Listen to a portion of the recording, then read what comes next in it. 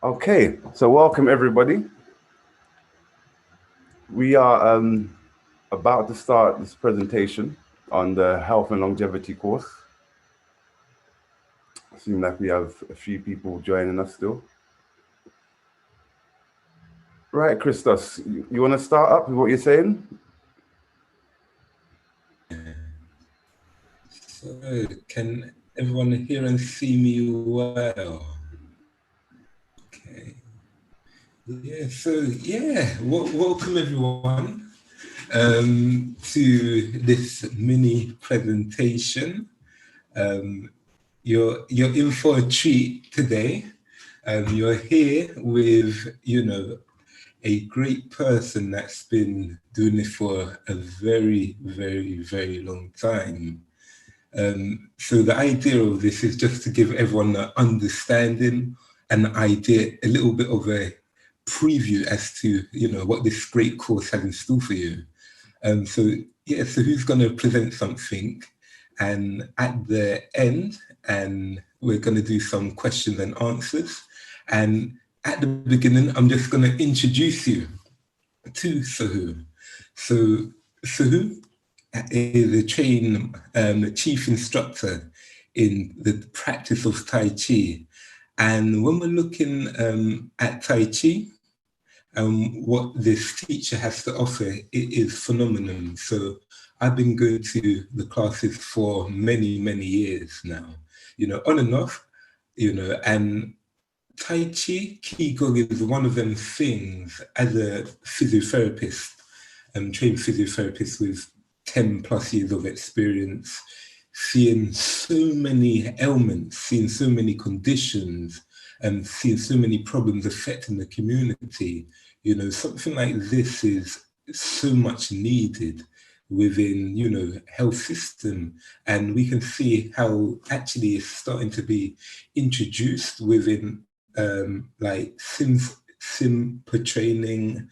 You're seeing a lot of, different courses, accredited courses, NHS, so many different practices and so many accredited systems which are actually introducing Tai Chi because of the many health benefits. And these health benefits that are reaching the people that practice it is, way and a mentality of how it's actually starting to shift. As we've been put through lockdown, etc., suffering from mental health, a lot of our conditions out there as a result of energy not flowing and us becoming very stagnant in our thought and within our being, you can see where there's such an importance of Tai Chi and Qigong. And from my personal experience, I've tried on many, many occasions to deny, because I didn't want to believe that something like Tai Chi and Qigong was so powerful. So with my scientific brain, I'm trying to discredit this, and I'm trying to say, no, it can't be Tai Chi. Tai Chi can't be this good for me. Let me stop my Tai Chi. Let me go back into my strength training. And then what I realize is a life event will happen. And I'm like, oh, actually, I'm almost begging for Tai Chi now. So I'm going back to the Tai Chi and I'm going, how come I feel so great? And then I'm saying, no, Tai Chi can't be making me feel this good. And, you get to a point when you're doing that, you using the research, trying to discredit Tai Chi for what it is, to the point where you realize, actually, there's something else happening within our body. There's systems that we are not taught in school, in the healthcare system, that really exist. And this is something that you have to practice to understand.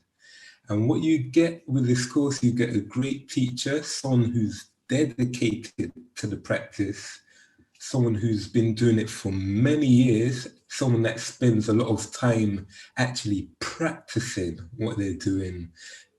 Everything, the liberty, everything is just that oneness.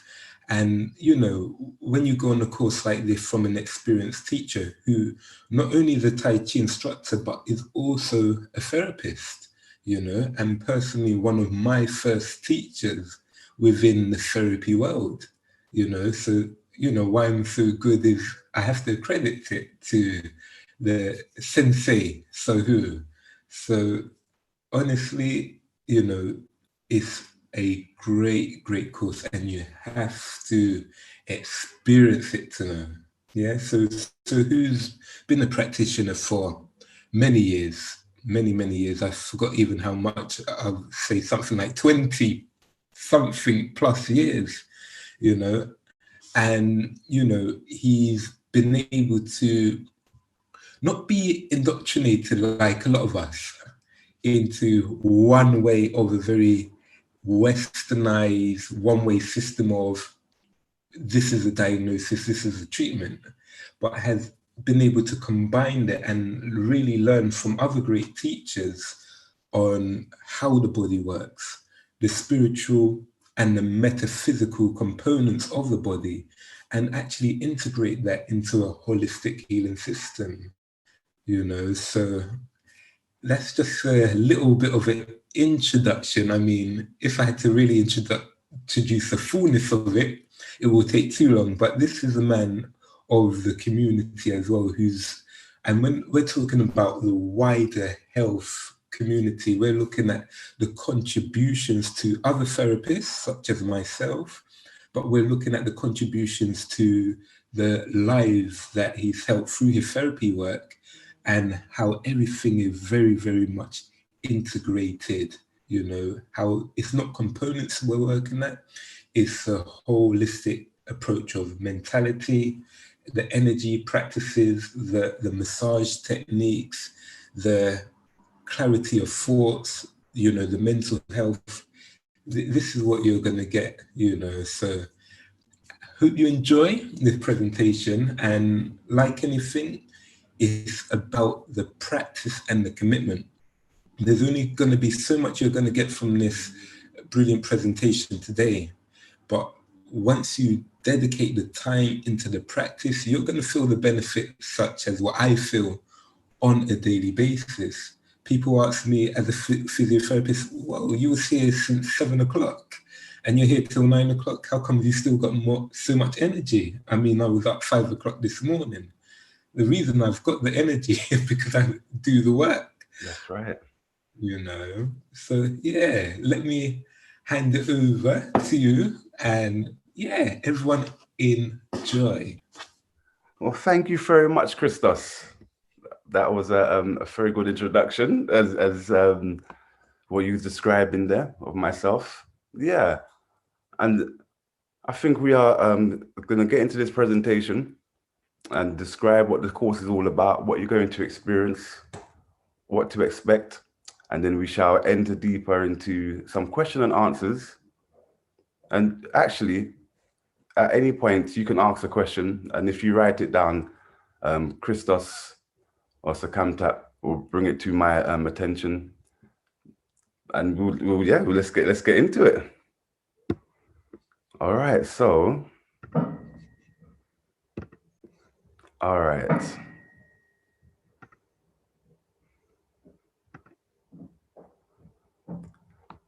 Okay, so this is the overview. So let's, the aim of the course. So this health and longevity course is aimed at ultimately optimizing your physical, your spiritual, and your mental well-being. There are probably 4 areas that we probably cover mainly, but with everything, there's so much that we learn together as we develop, as we're expanding. So these are just the main points, but there are like subgroups in all of these areas. So the first point of improving the state of your health, and that could mean from simple fatigue, from a runny nose, from a headache, feeling lightheadedness, from any of those mild symptoms to something a little bit more chronic, a little bit more extreme. And let me pull it out there, the extremity of this world here. So something like cancer, depending upon what stage, some kind of pancreas dysfunction. All these things are connected to the energetic flow of the body, the way in which the nerves are interacting, the way the blood flow, and the tissues, the way in which they expand and contract. So this is one of the major areas. And I'm going to mention it in a moment, but there are some things that always come to mind straight away. That this is the essence of Qigong as an art being created to preserve the preservation and healing of the body, correcting and aligning internal structures. This is the art of it. So then another thing that we're going to benefit from this course here is to move out of our limitations, the things that are holding us back. There are a lot of movements that we do that when we start to contemplate and go into ourselves and we breathe, it's like we release these pathways, these blockages, and it allows us to enter into new journeys, new directions. Those of you that's heard me speak already, especially about the body and about the body ability, because you know this body here has the ability to store emotions and feelings, sensations. It's not like we experience something which we mentally experience visually through our eyes, hear it. So it seems like it's circulating in our brain mass area. But these frequencies, these thought forms, these light frequencies, when they emanate out of your mind as a thought, they go into your auric field and they go to the part of the body that resonates with that thought form, with that light, cold energy. It will resonate there. And we'll be learning stuff connected to this as well, but it will resonate in this space. And what we're trying to do now, we're trying to clear this blockage. So as a brief example, if we're looking at the lungs and we're looking at depression and grief. So when we start to have these depressive thoughts, then that thought that's connected to that will affect other areas, but the main area affected will be the lungs. For this, then we would need to bring out our hero, our hero-ness, our warrior nature. This is why it's the chest, all the stuff that we've mounted over time, our strengths. Yeah, this is what we need to bring forward if it was the chest. So all these limitations, Qigong helps to unblock as well as reorganize and restructure. But we'll go into that. So another thing. I wanted to mention a point as you just said that actually. I'll go for it.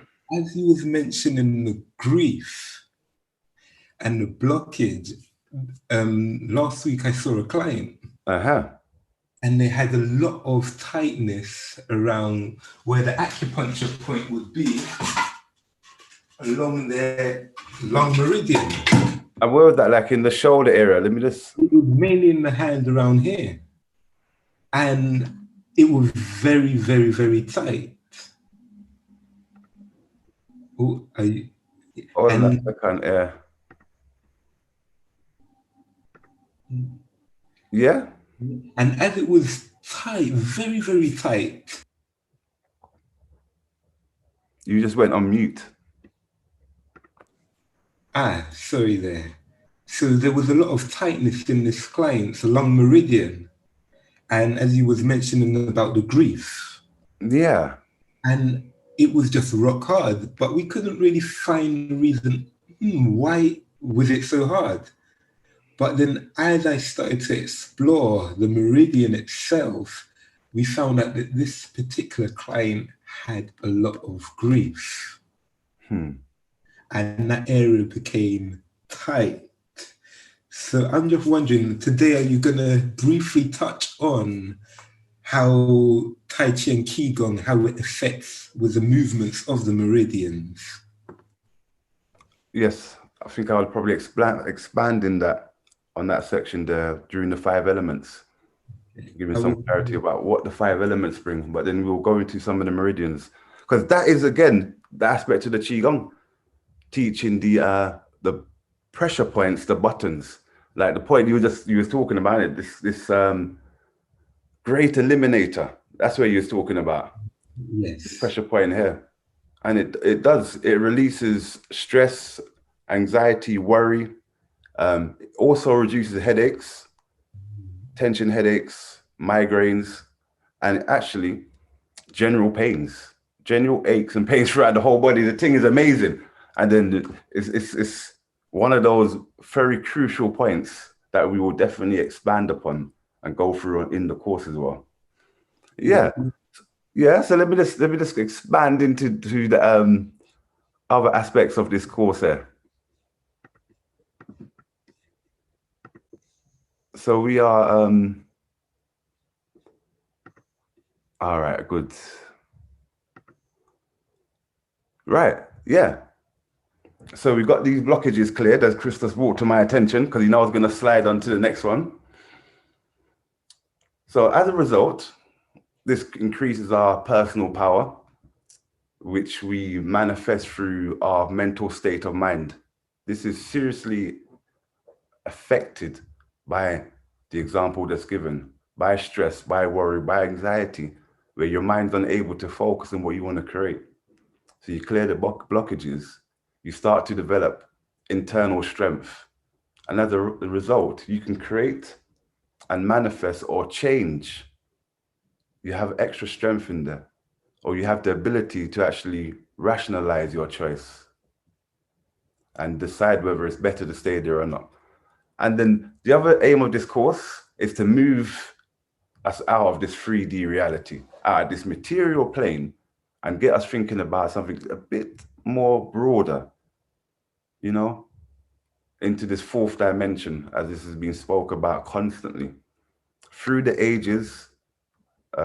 Most recently in 2022, it's just something that all humans look into, the greater aspect of our being, the I am. So that is something as well, which is the aim of this course, to introduce or reconnect or expand wherever you are on your journey. And the thing is with Qigong, as Christos mentioned, who is the course aimed for, or who shall it benefit? Everybody, every situation. From somebody who is trying to build their business, someone who's involved in psychedelic activity. We know we need an activity to ground ourselves. And the same as someone who's an entrepreneur. Same as Reiki, a bike rider. You know, bike riding, athletes, gymnasts, dancers, bodybuilders, martial artists, soldiers, football players, these kind of individuals, because body's constantly being knocked, constantly being impacted upon, constant pressure, constant strain, constant stress, constant repair. So all those people who are involved in going to a gym, their body's in a constant state of repair, constantly repairing. But with the depleted electrons flowing through the body from the use of their body, without the generation of more energy coming in, the recovery is slow, the healing process is slow, the pain that one experiences is longer. Once you introduce Qigong into any of those activities, your recovery time speeds up, your injury reduces, your ability to achieve what you want to achieve. So your presence in the moment expands as a result of practicing Qigong. And it isn't no couple years, because a couple years is something else. This is in weeks. You will notice these differences, these experiences. Same as somebody who is a midwife, a hairdresser, engineer, bus driver, you see? Someone who's driving a bus and they're there and they're holding this posture all day, but then they start to go into this slump position and they put a strain on their lower back and on their shoulders, where they could be training, actively training, through the day and just practice your Qigong while driving. The strains and the stresses on the body will be reduced. And we're going to go into the reason why fatigue is so prevalent within human beings in a moment when we talk about the Jing force. So some of the documented benefits from Qigong, I would say Tai Chi as well, they're almost inseparable once you appreciate the art of Tai Chi and Qigong. I would say out of the two, the Qigong is before Tai Chi, although Tai Chi is old, Qigong is older. So we reduce, so some of the benefits, and this is through university like Harvard University in the West. A lot of Chinese universities have done research over 30, 40 years, proper clinical university research to show the benefits of some of the movements we're going to go through as well. So as a result of practicing Qigong, you get an increase of clarity, you observe your mood change, improve your physical energy, you sleep better, you can actually experience weight loss because a lot of things change. When you properly engage, even your eating habits change. You actually burn more fat. And it does depend, because remember, activity done over a certain period of time, it's not the fact of your rate of output. So, you know, when we're talking in physiology about the burning of carbohydrates and then fat. So you got the first 10 seconds of creatine, then it goes into carbohydrate usage, then it goes into fat use. But this is a constant activity that you do over a period of time. So then once you enter into a 30, 40 minutes of activity, and then you're training in that range, then you start to go into the burning of fat naturally. And if you're doing your movements really slow, this is why the heat starts to generate as well. But there is also heat generation during the release of the carbohydrates, what we're using for energy, during that middle phase, from 10 seconds all the way. All right, so just in case anyone's wondering, how you experience weight loss here? Cognition in older adults, fibromyalgia, that's pain-like symptoms throughout the whole body. Yeah, COPD symptoms. We have also depression. We have the shrinking also of cancer or growths on the body, which have been well documented. But again, that's over actually well documented in China. All right, so we're going to get into a bit deeper for a few moments. Just to quickly add, Sahu, because I mean, looking at that list looked very impressive. However, you could have gone longer. Could go longer. I mean, some of the benefits, it's like it's even hard to put down in any form of list. You know, yeah. So the extra benefits, the increased power one has. You know, the increased ability to feel like you're, you know, when you get serious into a certain level of practice where you feel like you're learning from your dreams. Mm-hmm. You know, these are things that, you know, that list is impressive, but it goes deeper, doesn't it? That's scratching the surface, you know. It's funny you say that, because it is university based and it is quantifiable experiences they're talking about here. But it's difficult for another person to quantify the experience of somebody else. Mm-hmm. And it's true. When I first started Tai Chi, I remember my teacher, Amon, he was doing a newsletter. And he asked us to all write something to put into the newsletter to describe, like, how does Qigong and Tai Chi affect you? And I must have been maybe a year or so in, maybe 9 months, probably. And I remember writing, because before doing Tai Chi, I was doing Qigong, but I'm a practitioner, as you said already. So I remember the internal increase of strength, the internal power, and because we're talking energetically, so when you're treating people or you're using your body in an energetic way, you can actually acknowledge it. It's different when you're not actually using your body.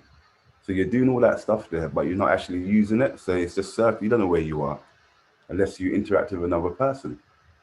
Yeah. So I remember the same thing. The internal energy I would feel endless, I still do, but endless energy, endless energy. Like how Krista said, I remember, and it's not no different, because the only difference now is I leave the clinic and I jump on my bike. So I'm actually using this energy. But before, when I used to work up in the city, it used to be a thing where I'll leave out the clinic and I feel like I need to run. Like I got all this energy, like I need to do a 100-meter sprint right now.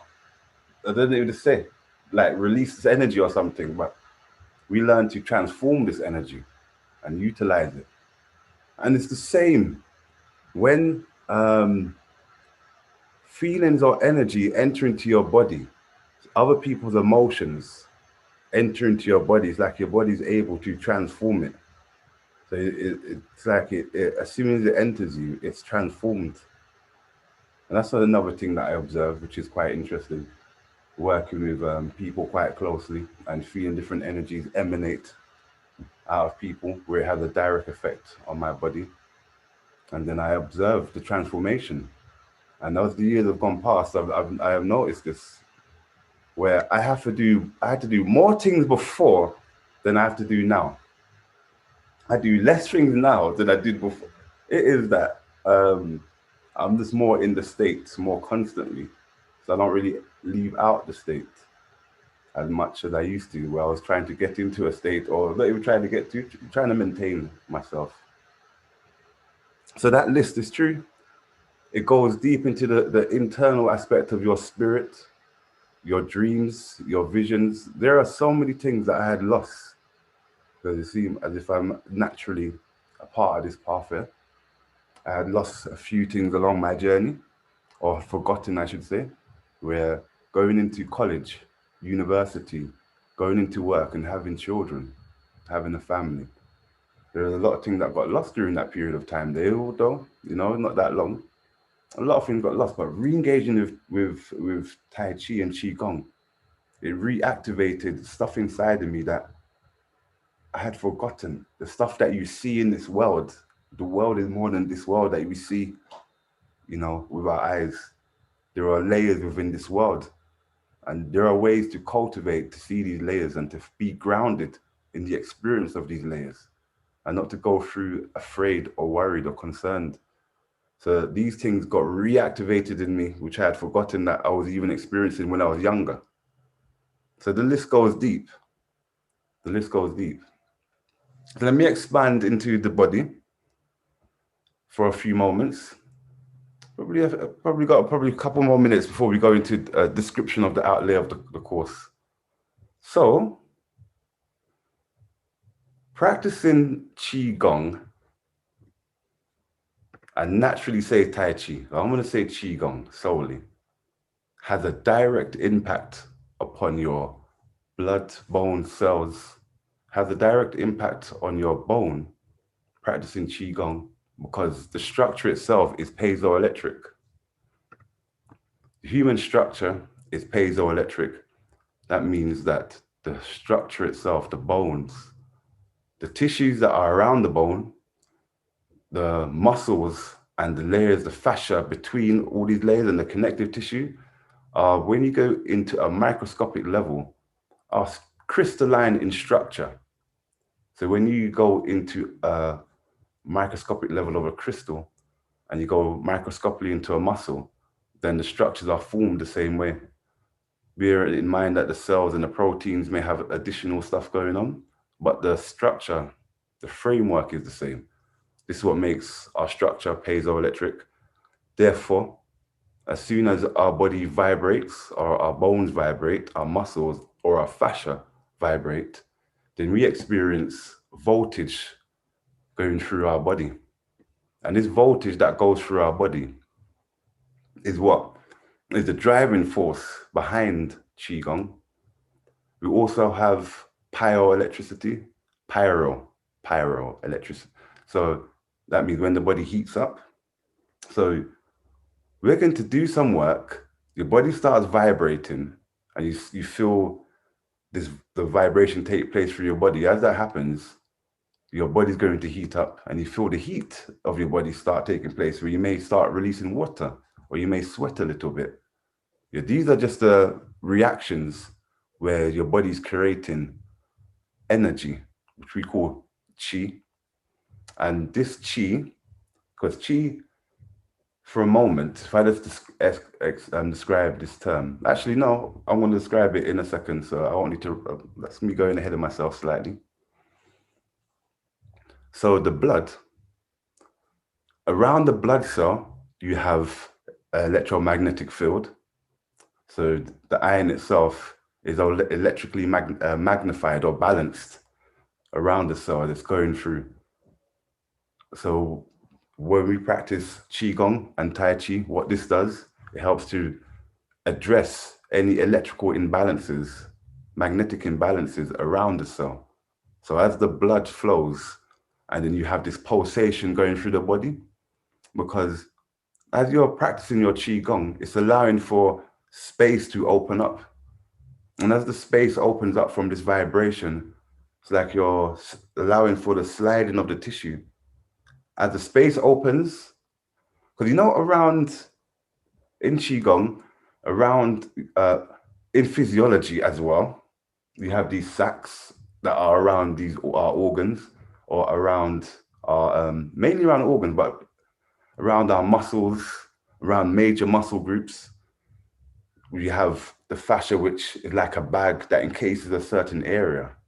When that gets stuck, the blood flow is restricted. The same with an organ, the same with the heart. We have a tissue that wraps around the heart. As soon as that tissue, because you have a little bit of the bottom of this pericardium that attaches to the diaphragm, when this gets stuck, same thing, the heart starts to move inefficiently. So through direct practice of deep breathing, which is the main emphasis of Qigong, starting to open up through correct movements, specific movements, you're allowing the tissues to slide. And as this happens, the blood can flow. And this is with all organs, which ultimately all cells. As we get deeper into the practice, we also start to release certain hormones, certain neurotransmitters. One of the most spoken about most recently, I mean, you have two systems. The endocannabinoid system plays a major role in this practice of Qigong, this endocannabinoid system. But the neurotransmitters, the main one, you have this dopamine. For the hard work that you do, the little reward that you feel, the little satisfaction that you experience, anandamide, once we get past that satisfaction and feel good factor, then there's a relaxation or release, this calm blissness. Once you practice for a period of time, the bliss feeling comes almost straight away. The blissness, this chemical is known as anandamide. Anandamide is a neurotransmitter that is released from the synapse. Sorry, it does some kind of retrograde at the synapse where it can so if you have a pain and the pain is moving along its pathway and this pain signal jumps over at the synapse, at the end of the nerve, and it jumps over. When anandamide is present in the blood circulatory system, when that pain jumps over, anandamide hijacks this whole signal and sends a signal back along the nerve and then shuts down that whole cycle of pain. Anandamide, and this is the endocannabinoid system. So this endocannabinoid system is the main driving force behind the sensations and the feelings that we experience during the practice of Qigong. And this has its healing effect, restoration, this vitality effect in the whole body. Once you start feel bliss, once you start feel good, you feel at ease, peace mentally, then the body just relaxes. Stress is a funny thing, but when I was studying at the School of Osteopaths, I remember when I was studying physiology, and this is the first time I come across this idea. Even though I must have learned it at university, but I don't even know. It's the first time I come across this idea that even the exertion of a pressure like this onto the body, this little pressure here, as subtle as it is, as subtle as you can make it, whatever pressure you're applying is considered stress. And I never even had this concept before studied at this London School of Osteopaths. But stress is considered any impact upon the body.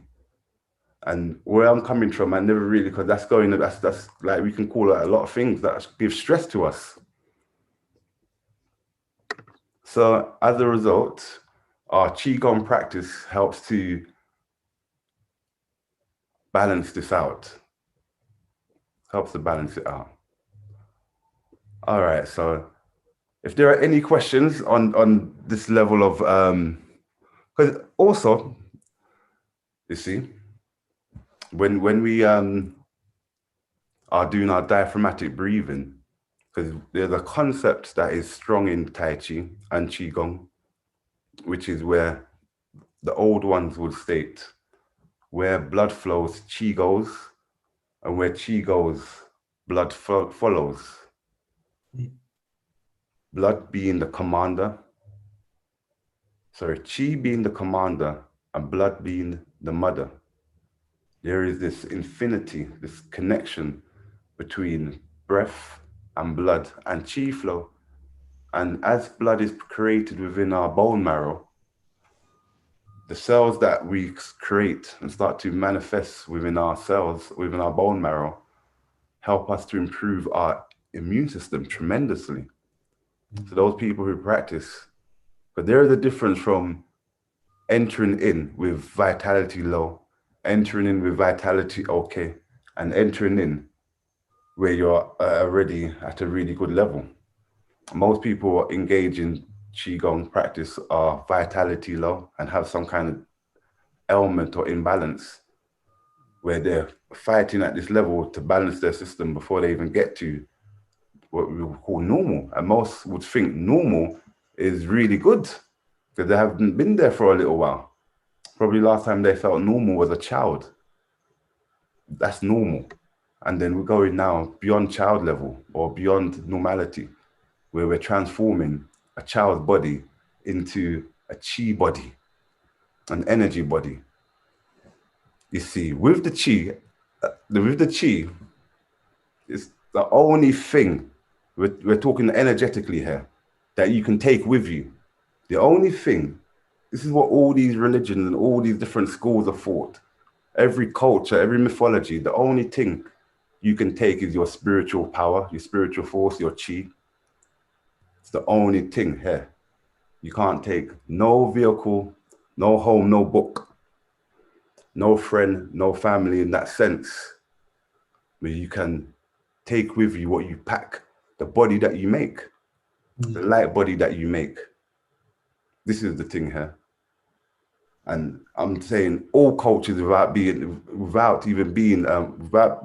specific, especially when we go into the ones that have practiced deep levels of mythology. And that is even going down as deep as the Norse mythology down in Scandinavia, even over down to Africa. You know, over in Africa, there's a funny thing about Qi amongst the Yoruba people, amongst the, sorry, not Yoruba, Igbo people. They have a concept of Qi and it's spelled the same way. And their concept of Qi is that your Qi is like an expression of your true character. It's like your whole body. It's like how initially we describe Qi in Qigong or in Tai Chi. It's like a force that comes in and it fills our body, but we have a Qi body because that same energy that comes in is just flowing through the space that's already there. It's flowing through the space that's open for it to flow through. But if you take away the physical matter, which is only 0 point, no point, was it? Yeah, no, hold on. If our solid state, we are 0.0000 empty space, something like this. I always say it like that. So if you take away all this solidness, which is a very small percentage, and you leave what is left, the space, then that space will be an energetic body. And this is energetic body is what we're fortifying, what we're developing and what we're growing. This light body is what the Qigong grows and works on. All right, so I think we are good with that stuff there for a moment. Just have a quick statement and then a question from someone. Oh, thank you. Regarding, because you mentioned something about where the chi flows and the blood goes, as well, where the chi flows, the blood goes. That's right. It's interesting because when you're looking at things like lymphatic drainage, and you're looking at how the flow of the lymph nodes go, the lymphatic fluid goes into the lymph nodes. Yes. There's definitely a concept within acupuncture, how they recognize that they question first, okay, how is the lymphatic drainage working so efficiently when the only natural pump seems to be our movement? And then they do mention how actually that with the chi, they seem to flow the same way or the same vessels as our blood vessels and our lymphatic vessels. So it's just what you're saying, how that kind of correlates even into the medical world. Yeah, it does. And also in regards to when you're talking about the space, it's, they do mention the atom. And if you had to zoom into an atom, how if the atom's like a P space in this room, it will be like in South America or even further, further validates that actually, it does make us question what is this invisible force that is holding everything together. And this physical force, when you mentioned about the 3 dimension, there's a big correlation between fourth dimensionally what's happening outside of our physical body, yeah, it's hard to articulate it, but there's definitely more going on. In regards to the question now, yes. One of the questions is, can Qigong Tai Chi help with menopausal symptoms, e.g. mood swings, hot flushes? And then how someone else has actually asked a similar question, how can Qigong help to balance your hormones? So the first one, can Qigong Tai Chi help with menopausal symptoms, e.g. mood swings and hot flushes? Right, yes. And that is a part of the Jing Gong practice when we go into that area there. And I was going to go into that in a moment. So I think we can leave that question for a moment because we're going to go into it in a few moments. And that is an aspect of the first 2 weeks of the course, that question there. I have a question. So you were talking about chi, and as we know, the chi is stored in the kidneys. Would those who have kidney issues say their chi isn't flowing? Is it blocked? Or would you say that Qi Gong can help with that? And how? Similar question. Hold on a second. All right, so let me just get into this part here. Since we are here already, if we have enough time, I'll go back to those other slides that we just missed, so just remind me. But we have 3 sections, which is called the 3 treasures. So the ancient ones found that these issues that we speak about, it falls under the category of Jing, which is the first treasure, which is looking at our reproductive system health, our kidney, or the vitality from our kidney, the prenatal, the pre-celestial, the energy that we receive from our parents. So the energy we receive from mom and dad, if their vitality and their Jing is good, then we inherit that Jing and we have good Jing. As the Kamtat mentioned, the Jing itself is stored within the kidney area, but the Jing not so necessarily just stored in the kidney. generally the expansion of the whole space as well.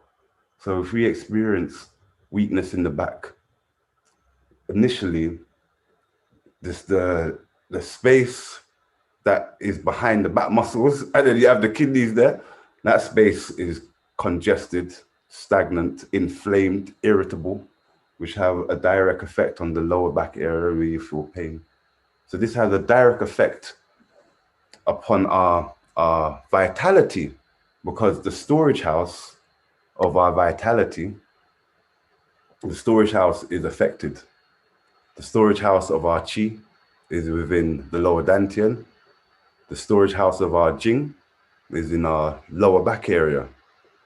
The lower back and the lower dantian are not far from each other, so they are very closely connected between these two spaces here.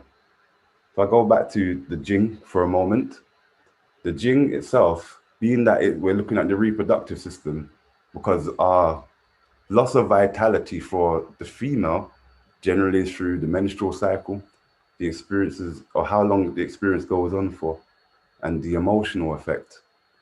So Qigong, sorry, we will call this now Jing Gong. Jing Gong.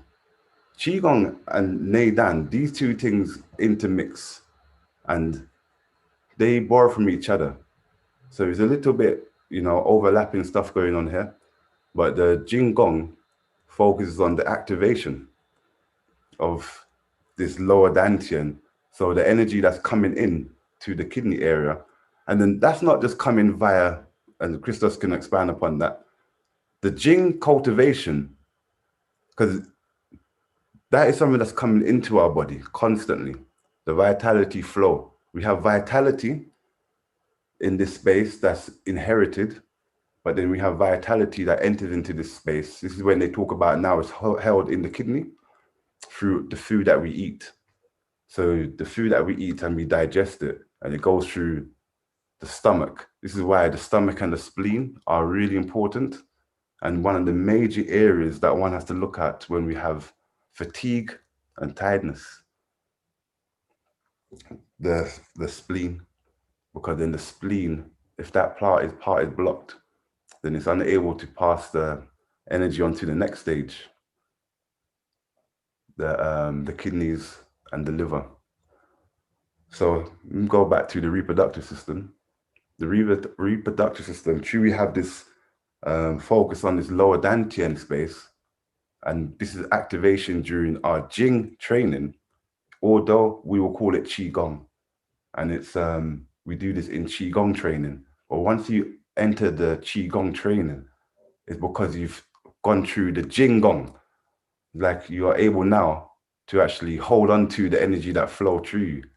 You're able to, the vitality that flow through, you're able to hold on to this. But when you start to train that Jing, the lower dantian, this is when you start to affect your womb, and you start to affect the uterus and all the space around it. You start to, what happens? It gets, again, stagnant, it gets stuck. The muscle, like these two muscles either side of the womb, end up kind of like strangling the womb area, which is the psoas, the iliacus, the iliopsoas.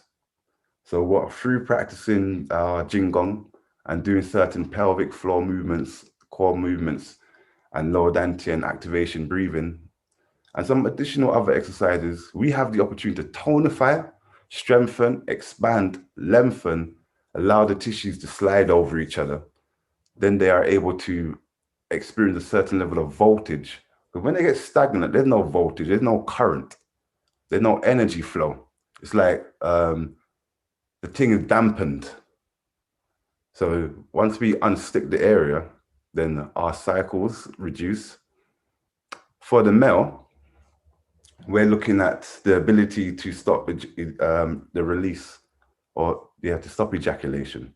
So the same training of this lower dantian area, the same activation of this lower dantian is where the male starts to increase his vitality by resisting the urge to release by tonifying the muscle in this area so you can actually restrict and stop himself to hold on to his life essence. So man and woman have two different things to concern themselves with when it comes to the science of Jing and the cultivation of vitality and the effects of our reproductive system and the kidney, both very closely linked, interrelated. You also have in the Jing science, this treasure is boundless. It's only the first one. The cerebral spinal fluid system. I would say the endocannabinoid system will fit into this one here as well. But you have the cerebral spinal fluid system, which is nourishing the brain. And the cerebral spinal fluid affects all fluids in the body. So everything is moving due to pulse and rhythm, contraction and expansion, due to the fascia moving. As the fascia move, and fascia itself is to do with the redirection of force through the body, the stabilization and the redirection of force as fascia expand and contract. So as you do this through the breathing, the lower dantian, and you're activating the womb area, the sacrum area, the kidney area, as you're starting to expand all this space, like it sends a wave up and it starts to activate your cerebral spinal fluid like a pulse. Stagnant pulse is like a minute, a pulse, so 2 or 3 pulse in a minute. And average, I think I'm like 14 pulse, 15 pulse in a minute. So the cerebral spinal fluid pulse isn't that quick anyway. It is quite slow, but once you engage, you can actually feel that. And that's all entering Jing Gong. So this is the stuff that we'll be covering in the first 2 weeks. The second treasure of the second treasure of Qi. Qi, the life force that we was just talking about a moment ago. So when we're got through, because what it is, we need a storehouse. So many Taoist texts talk about the vitality come, but have no place to stay. So once it had no place to stay, it goes and leaves us. So we're abandoned by this. So through the training of your Qigong is where you start to create this storage house. And it's not just in lower dantian. The lower dantian, the first stage, middle and upper dantian. Various stages of cultivation going on. So you are looking to now store the Qi that you create from your Jing. Yeah? The vitality enters into your body through breath, through electromagnetic energy, through the universe, through cosmic universal rays, through the food that we eat, through water, through pollution. Yeah, through pollution. It's almost like this, this what always comes to mind again. I don't know if anyone here remembers Back to the Future. And you got 2 Back to the Future. You got the first Back to the Future where the DeLorean, the vehicle requires uranium, like the highest grade fuel to go through. This is how we are. We require the highest grade food in order so we can fly. So that DeLorean received the uranium and was able to go back into time. All right. So in the second one, it's like, or at the end of the first one, however, the DeLorean didn't require this no more, uranium. You see him come and meet Martin, and he's putting banana skins, he's going to the bin, and then he's throwing trash into the engine, and then he's now, the DeLorean's flying. Man, that DeLorean before on uranium was only driving along the ground. Now you put rubbish in the thing, you upgrade the technology, and it's flying through the air. But then you have to go through the first stage. So that's what I mean.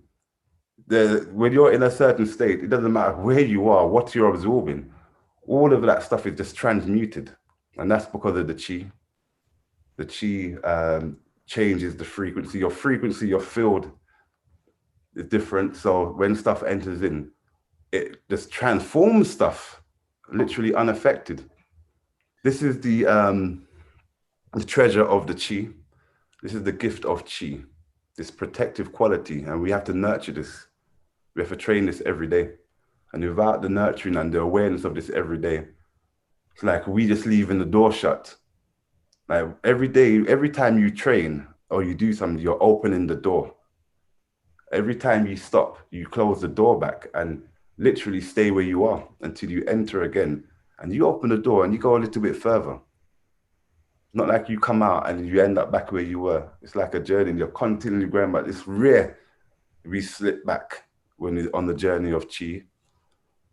And this third treasure is to do with our Shen, our spiritual Gong, our spiritual power, the transformation of chi to Shen, where the chi may be generated and created up in the lower dantian and moves up into the heart space. So the chi may be created in the lower dantian, but it moves up to the heart and where it's stored in this space there. And once it moves up from the heart, it moves up like a vapor, like steam, like intuition, like a light feeling up to the head, which is spirit. So this is where we start to expand into our mind state, into our mentality, where we're able to transform our mind. This whole reality is based on mind. And that's one thing that we need to appreciate here. One thing we take away from this whole thing, that this whole reality is based on our perceptions of this reality. And it is personal to us. And no one else is seeing the same world that you are seeing or experiencing your world, totally unique. So Shen allows us to enter into a mystic reality. All right, so I think Shen goes deeper, but I think that's good for Shen. All right, so any questions there on those three treasures before I just do a brief description? So there was a question on, not specifically the three treasures. Should we leave it to the end in that case? Okay, yeah, maybe leave it to the end then. Yeah, because I only got these three slides. Yeah, all right. I only got these three slides, something like that. And I think one extra one. A statement, as you were saying, about the movement of the energy. And it's kind of like the body requires a certain amount of energy. You know, this is like in all things, this is how it just cross parallels in other aspects of being. If you're looking at something as simple as an injury, you strained your hamstring muscles. Your body requires a certain amount of energy to heal that hamstring muscle. That's right. Once that hamstring muscle is healed, then you're able to expand that hamstring muscle into the realities you want it to do. But Christos, imagine, that voltage, that energy you're talking about, we're talking about something along the lines of 0.25 millivolts or something. Yes. 0.22. We're talking about these kind of levels of voltage. Very low level voltage, quite specific, but still low voltage. Yes, yeah. Sorry, go on. And yeah, and when it's healed, then, it can move into these different realities. But that's just one example. But then another example is even when you're looking at eating food, because, when a man releases his essence, or it takes a certain amount of energy for him to balance it. And you could, if you're conscious enough, you can be eating all these type of foods and you realize actually your body's not actually functioning the way it should be functioning. I'm telling you, I'm glad you mentioned that. I'm glad you said that. Food, you're eating and you might have all these stomach problems or whatever. But when you've got a certain amount of energy, even if you chose, just like filling your DeLorean with rubbish, even if you chose to eat rubbish, you will still get a certain amount of energy from that food, depending on where you are. Listen, that's what I'm saying. You're almost unaffected because it's not food that gives you energy. not that way. It's the food almost is like an emotional disposition. It's like a satisfaction of other areas of our consciousness, yeah. But because the deep thing about food, yeah, it's like the friction between the process, the digestive process, not the actual food substance, the amount of energy or the amount of work, the amount of energy, heat that's generated from the digestion of this thing here, come like where we're getting our energy from. Because remember, we can't absorb no substance external to our body from birth. So we come out of the womb and we're pretty good. We're pretty set to say that we can't even take the blood or a cell from a twin. You can't do that. So food's a funny thing when you say that. That's why I just wanted to expand the food idea a little bit further. Is food truly the source of energy? Because enough of those old masters, when I was listening back in the day, would talk about how when you eat certain type of food, it takes your life force energy to digest the food. That's why you feel tired and sluggish after eating food. You know what I'm saying? There's so many parallels, but we don't want to mislead people who are practicing to Yes, say that's that true. food is not important. What you choose to put in your body is not important. It is. No, it is important. Not even I'm at that level where I can play around with food like that, but I know it's a reality. Yeah. Maybe when I reach that level, maybe I might have a different relationship. But like Sahu was saying, it's about growth and it's a journey. So you can't do anything if you're not at that stage of the journey. You still have to abide by the laws. When you're at a different stage in your journey, that can take years and years and years of experience. Yeah.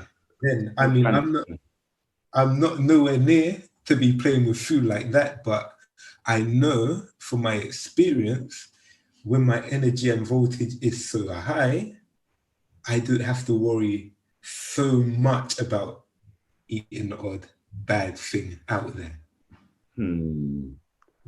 All about voltage, isn't it, Christos? It's all about restoring the voltage. And there's one thing before we move on, because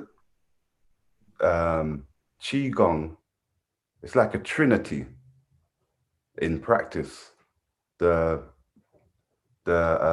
medicinal herbs or the elixirs, the external elixirs, or these high grade food products or psychedelic, because all these things have like atomic gold.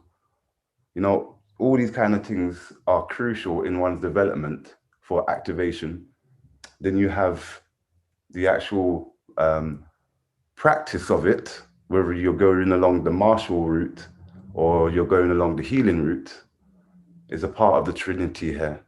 And then the actual training is a part of the thing. It's like these things really work together to train, to eat, and then to practice, to experience the true growth or the true power of Qigong, what it has to offer us as a people on planet Earth. As electromagnetic beings coming out of a womb, only knowing an electromagnetic life through water. But we grow up and everything just becomes so solid. All right, so a lot of those topics that we've been discussing will be covered in this first 2 weeks of the classes of the course, and we're just trying to activate, become aware of what we've just been talking about. We're integrating the science of bouncing, so we'll be going through science, understanding how, because we've just been talking about how we stimulate the cells and how we stimulate the blood and how we stimulate cerebral spinal fluid, and this is all Jing. How all this stuff, when we do all this stuff, how it affects our vitality. And there are periods of time and different ways in which you can do this, which have different effects. Also, we'll learn how to establish, it's more than lower dantian expansion. And the lower dantian isn't one of the locks, it's just one of the points that expand. and contract. So between holding the pelvic floor, the throat, tip of the tongue will go through these 3 locks, and they're not locked. There's subtleness in them. And the sexual alchemy, what we just mentioned as well. The type of exercises and movements that will benefit, the type of meditational approach that will benefit our reproductive system, our sexual organs. So that will be generally what we'll be covering in the first 2. And then in the weeks of our, so that was Jing Gong in the first 2. So in our week 3 and 4, we will be focusing on the movements and activities to help to strengthen, tonify, activate, balance, harmonize our internal organs, our circulatory system, our bones, and all that lovely stuff in between and around the body. So that's what we'll be looking at during our 3rd and 4th week. So we'll be doing tapping, massaging, pressing certain points, understanding the connection to these points. These points can be explained through Chinese medicine, but also through physiology, through the nervous system, quite easily. So all that stuff will be discussed. So we expand our awareness of how to massage to release. During the course, the ideal, brilliant, if we bring attention, unless I'm going to, I want to go through everything, but if there's particular areas that need focus, then we just focus on those areas in that time. And then we can do particular exercises for each person as well. So if we because not everyone requires the same particular movement. And when you start to get deeper into Qigong and Jingong and Shen Gong, you can prescribe, adjust a little bit. So we'll be looking at that when it comes to the tapping and the massaging, what your body actually requires. The healing sound and tones, sound vibration, how sound vibration can unlock certain aspects of our structure. So we'll be learning the different tones and sounds and how they affect the body. We'll be going into the iron gong during those 2 weeks as well. And this is a Qigong that is there to develop an iron shirt. So it's really called Iron Shirt Qigong is Iron Gong. So that is developing this electromagnetic field around you, like a bubble, this protective layer around you, where you become like baby again. If there's a better way to describe it, you fall over and you don't collapse and sink into the ground, you know, and break a few bones while you're doing that. Like you bounce around it, like you spring off the ground. You don't collapse into it. You roll around it or something. Something happens. The body adjusts. And the Iron Gong is aimed at that purpose there. And there are 4 movements, so we'll go through that, as well as appreciating static postures. The static postures that we require in order to enhance or create a storage house in our body. And also, I didn't mention it in this one here, we shall be doing it in the next stage as well, but we'll be doing Qigong at different speeds, at different paces. We'll be practicing Qigong at different paces so we can appreciate the true power of Qigong. Because Jingong is different, but the true power of Qigong doesn't come in, it comes in the exercise, yes, and the movement and knowing what you're doing, yes. But I can say with clarity, with total clarity, let me shake my head up and down, yes, that is like a third to know the technique. That's a third of the practice. That's about it. I know third is a lot, but imagine 2/3 is this idea of slowing down. The slower the better. This concept overrides a lot of stuff. The tempering of our nature, you know, because we're constantly moving quick. But when we start to slow down, we start to engage with this electromagnetic bioelectromagnetic field around us. That's when you really get into the healing. That is when we get into the power of Qigong. And we'll just be skating the surface of how to enter into it. Because that takes time to enter into the 2/3. But the 1/3, as I said, the technique and how to do the practice, that can be picked up. Fortunately, that can be picked up pretty quick. But again, the 2/3 where you have to slow down, there's a lot of mental stuff going on there that we have to clean up. And then we shall enter into the Shen Gong. You know, this is there are all stages in this, as we say, but the Qi Gong and the Shen Gong, it's like if you want to improve your Qi Gong, basically, you have to do Shen Gong. If you want to improve your Qi will only get to a certain point of development. It only expands so far, and then that's it. But then, so therefore you have to start cultivating your Shen. And this is why many a master, as time goes on, they do less outward practices. You see them doing less physical stuff, and you see them doing more still, more meditation, more deep breathing, more internal stuff in that sense, bringing back to the Jing again, or taking it to a whole new level.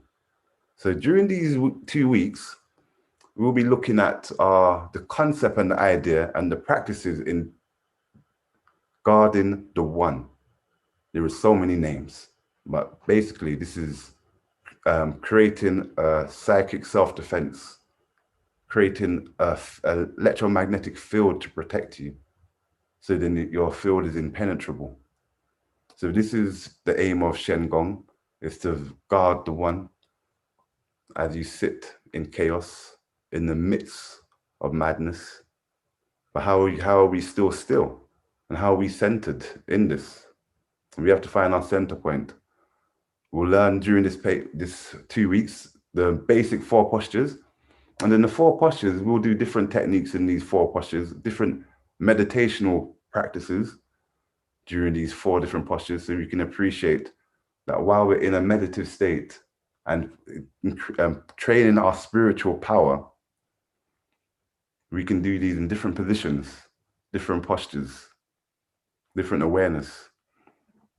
And during that, we'll start to incorporate the idea of compressing the breath while we're practicing our meditation. So this increases the voltage tremendously through the body. It's like the body, it's got vavum. When you start doing some kind of compressing of breath, the body doesn't just do like a nice consistent, it's like the energy moves up exponentially, we would say. It's not an even scaling of the energy. It's like it just expands when you start compressing the breath, and you feel it going through your spine and your body. You feel your body start to heat up. It's quite an interesting experience. So we will describe practice. We'll, through all these techniques, have an opportunity to feel how these feelings feel through my body. So the last part is becoming mystical. So as you enter into your meditation and you go deeper into it, you start to realize and appreciate the world itself is illusionary, but let's just say for a moment, it's just a hologram. So we're just working through, not scientific explanation to describe this reality around us being a hologram. We be observing this reality from a different time, space, location, which would be considered the 4th dimension, observing down into the 3rd dimension. So then we have different layers of our being. Regardless of all of that, becoming mystical is really not taking what the world outside tells you how the world is. It's you taking sole responsibility of your reality. So when you practice Qigong, I tell you another thing that I say this, and it's not the idea to frighten no one off, but the problems that you are experiencing, the things that are troubling you, the things you need to overcome, them things that come more apparent to your reality. These things just come for you.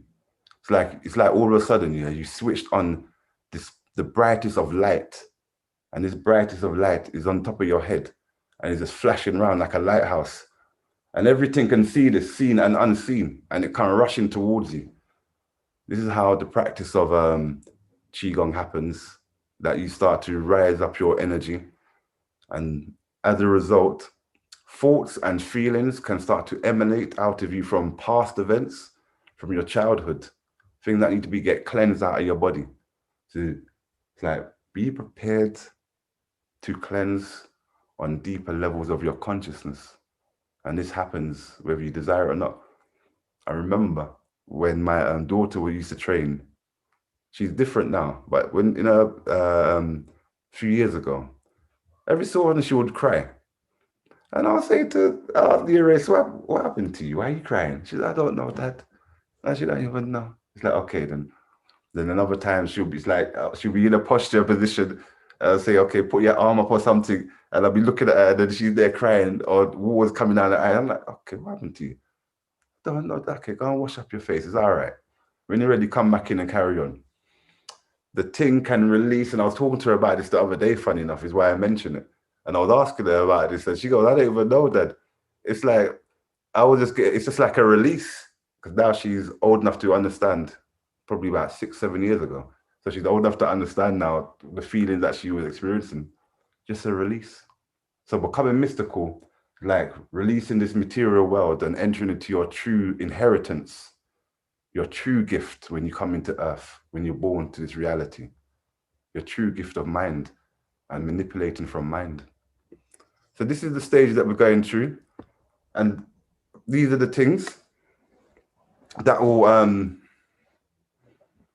hopefully, you'll hopefully learn them, much more. Psychic self-defense, how to increase and preserve your energy, and how to create and manipulate your reality. And I would say this just covers so much different areas. All right. And for the course itself, before we go into question and answers, the course itself, if you pay, let's say a couple of days before the event, then we're looking at £250. But if you before the end of the month, then you get a 10% discount. And you can also, before the end of the month, pay a deposit and still receive your discount. However, if you were to pay a discount, reserve today your space with £90, then you will just receive it at £190, or you can just pay the whole course at £190. So those are the offers that's going on with that stuff there. And they're very, very, very, very good offers, because yeah, bring it back. Yeah, everyone see us there now. I mean, that was a magnificent presentation, absolutely magnificent. And I mean, that's a preview. Christos, it's like, I swear, I didn't even do all the slides. It's like, in my mind, 13 slides, yeah? And in my mind, that's like 20 minutes. I don't know what happens. I'm like, that's like 20 minutes, 13 slides, a couple of minutes, you slide, you're all right. And then I look at the time, and it's like an hour and a half later. I'm like, hold on a second there. I didn't even do all the slides. I missed out 4 of the slides because we jumped. Sorry. Yeah. I mean, and that's what you touched on is only a glimpse of actually what a person can experience by doing the. And I mean, some of the benefits that I've personally had just through the practice of Tai Chi, understanding and learning. So, for example, if I want, because one thing I'm very good at, I'm very good at planning. Christos, yeah, before you explain that, I just want to put this thought out there before you explain as you're going to that. Any students that are listening at the moment and you would like to give a description of your experience, something similar to like what Christos is going to do, how Qigong or Tai Chi affect you, the benefits that you've experienced, because there are a few of you on the Zoom right now. Yeah. I'll just what they say, raise your hand on the thing, or just unmute. You don't even have to raise. You can just unmute and let us know, and then we'll hear your explanation story. If you want to do undo your video, that's okay. If you keep your video, you can keep your video off and just talk. It's fine. All right, Christos. So I'm a planner. I'm a Libra person. Yeah. Libra, we balance things. And I've seen this in my friend. He has a similar trait, you know, and same year, everything. Born same year, same star sign. And with my planning, I can plan things to a T. The only thing that will stop me from achieving anything I set my goal towards is the amount of energy I have. Yeah. That's the only thing. Yeah. So every time Hello? I remember we're talking about the growth and, you know, when you're increasing the voltage. So for anything to change, what I recognize is if you want to create a particular path in your reality, which is, you know, you got your set reality where you are right now.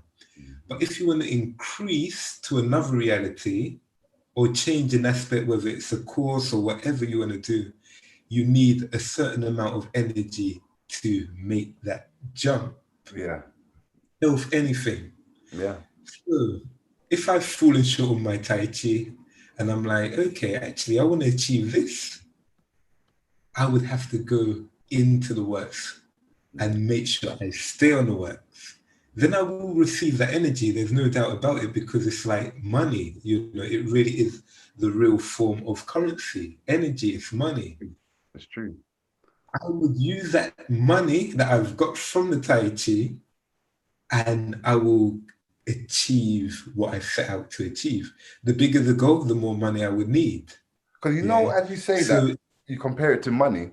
Because when I realized what you said and you compare it to money, that's when I started to come up with this idea or this concept or phrase, energy make energy. Because money make money. You know what I'm saying? When I realized money make money, I'm like, wow, energy make energy. It's like the more energy you have, if you don't have energy, you can't even make energy. Yeah. From the vitality. No, that is so true. And yeah, I mean, you know, for those of you who's really even supported me with my business, I mean, it's a witness for yourselves to see, you know, how things have grown, you know, changes that I make at quite a quick pace, but I owe it to the understanding of self, certain practices, certain disciplines. This is, you know, so, you know, we can talk about change and we can talk about wanting to get better. You know, that's just at one level. That stays at the level of the mind, the mentality where we're at. Mm-hmm. But it's only when you invest into doing the works that you're really going to see real results. Yeah, real. And when you're looking at, I mean, the price that Sahu's doing it for, I mean, you know, he could be charging a lot more for the experience, the time. But, you know, because Sahu's a person who's focused on helping people from different backgrounds, helping, you know, people in the communities, really raising up their consciousness and themselves to, you know, create a better world. You know, this is why it's really a gift. And that small price that you're paying for the course is actually basically a commitment that you're saying to yourself. Yeah. You know, that's the commitment where you're saying, actually, I'm committing to this. If I put that much money down on the course, I'm going to do it. I mean, it's a very small price for what you're getting. And it's only when you experience the energy world and experience the practice where your limitation of actually what you can achieve, what you can make, you know, it tenfolds on itself. So for me, Tai Chi Qigong is something, if I don't do it on a daily basis, I have to do it on a few days a week at minimum. Can't miss out. Have to practice on a regular basis just for me to be able to do what I do on a daily basis and heal people, you know. So yeah, no, thank you. I was going to say thank you, Christos. So I was going to say, Alan, did you want to say something?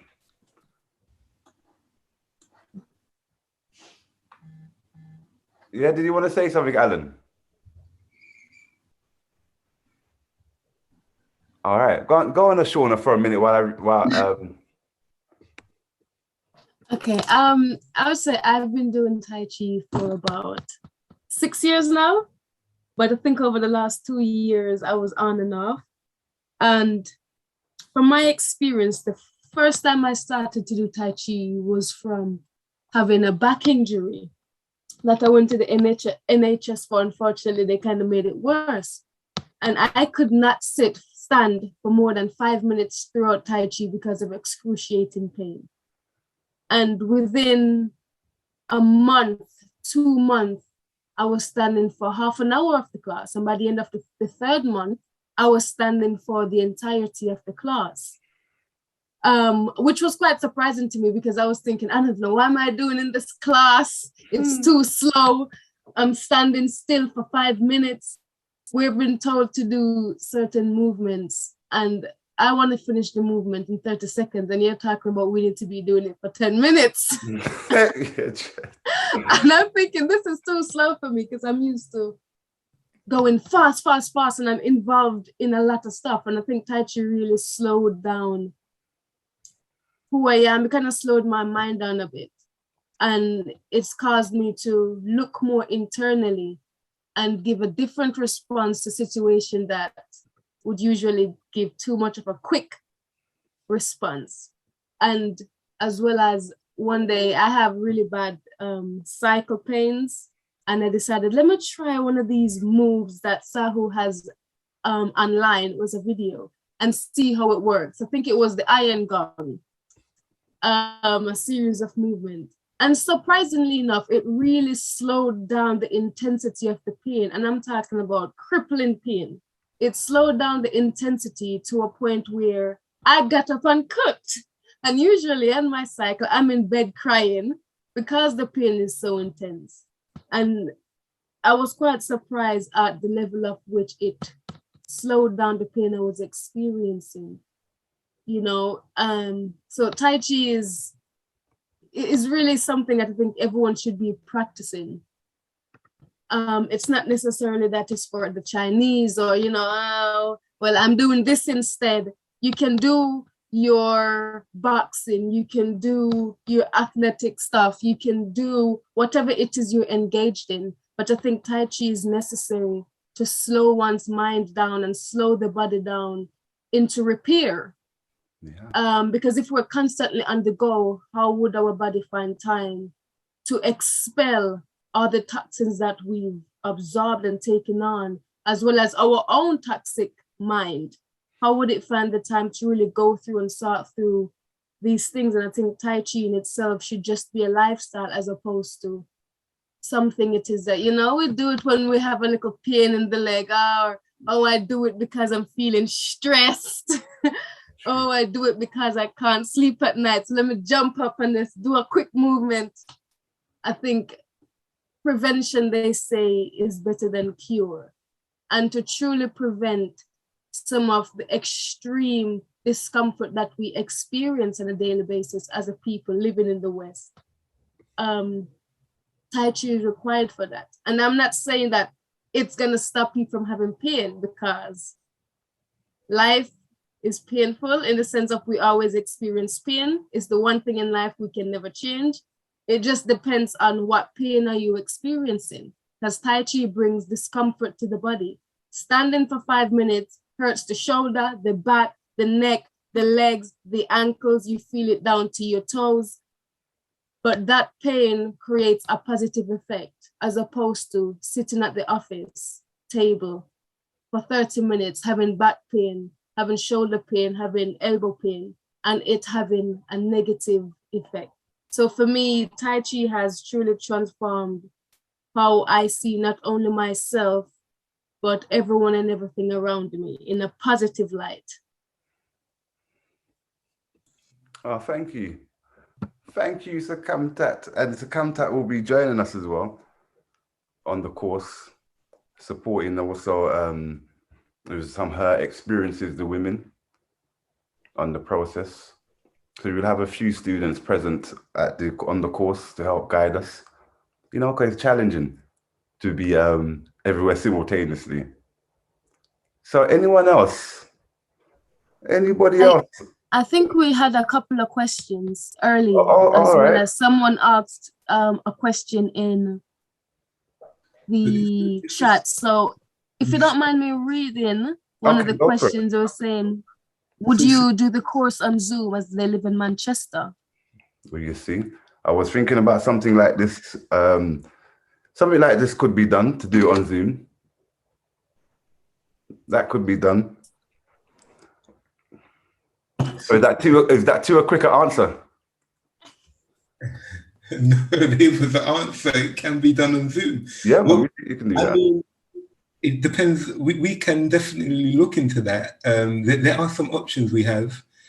But yeah, the best thing to do, I would say, is leave your contact detail with Sahu, send it to the email that Sakamtat's put on there. If we get some interest with that, then we can think of how we might modify things or change things a little bit or add another class or something like that. Let's leave your information, because at least we can capture you and then we can make that possible. Yeah. Yeah. A few things. Another question was, sorry to cut you. Just making sure you start off from where we left off. It was about producing too many white blood cells. That's where we left off. So okay. G at 7:55. Yeah. Okay, so someone asked, I have been told I am producing too many white cells and have too much protein in my blood called MGUS, MGUS. Will Qigong help? Qigong will help to balance out the production of white blood cells. White blood cell production is also connected with the spleen as well. So as well as the white cells being produced as a result of some kind of injury, some kind of the space we're going through some kind of healing process. It's also because the organ, the spleen is not functioning correctly. And to some degree, we need to tonify it. And when we talk about spleen, the stomach, pancreas, it's not just the organs directly we're talking about the actual energetic pathway and the space itself.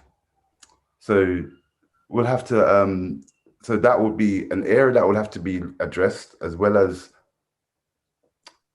in a direct effect through doing the movements to affect the production of blood in the bones. You know, the white blood cells, because if there is a infection or if there's a low line irritation going on. So you know the slide I was talking about where we it had a picture of the yin and yang symbol, and it had an image about showing about the bones.